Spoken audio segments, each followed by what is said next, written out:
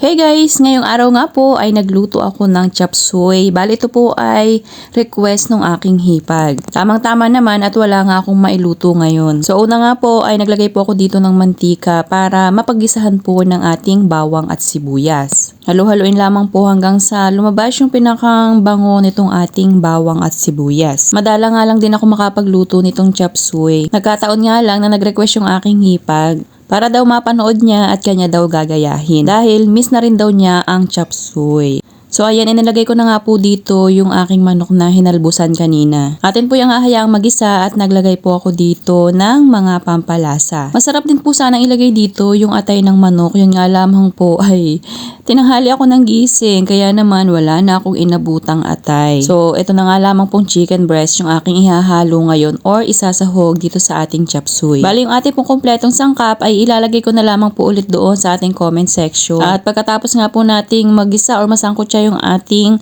manok ay dito na po natin ilalagay yung aking mga hiniwang gulay kanina. So pamilyar naman po siguro kayo doon sa mga gulay na inilagay ko ngayong araw. Pero kagaya nga po ng sabi ko ay ilalagay ko naman po lahat yan sa comment section at doon nyo na lamang po ulit silipin. So ayan, akin po yung hinalo-halo at naglagay po ako dito ng 1 cup na water. At atin po yan tatakpan sa loob ng 3 to 5 minutes. So ayan, after 3 minutes po ay binuksan ko na. Mas gusto ko po kasi na hindi ma-overcook yung ating mga gulay. At bali ito pong ating cabbage ay pinakanghuling gulay na ilalagay ko kasi mabilis lang naman po itong maluto. At nagdagdag pa nga po ako dito ng mga pampalasa kagaya ng paminta, oyster sauce at seasoning granules. Kung tutuusin po ay wala naman po saktong sukat yung mga pampalasa ko dito. Kumbaga po tantiameter na lang yung aking ginamit. At kung kayo naman nga po ay magluluto nito ay pwede nyo naman puntik man. Ibinuhos ko na nga rin po dito yung slurry or yung kinanaw na cornstarch sa tubig. Ito po yung magsisilbing pampalapot. Dito nga po sa ating chop suey. So ayan, halu-haluin na lamang po yan para naman po maluto yung ating cornstarch. At bago ko nga po siya hanguin ay inilagay ko na po dito yung nilagang itlog ng pugo or quail eggs. Halu-haluin na lamang po yan para malagyan din naman po ng lasa ito pong ating itlog ng pugo. At after po nyan ay pwede nyo na po yang hanguin. Ganyan lamang po kadali at kabilis maluto ang chop suey. At after ilang minuto nga po ay eto na po yung ating chop suey na talaga namang isa sa masarap na luto sa gulay.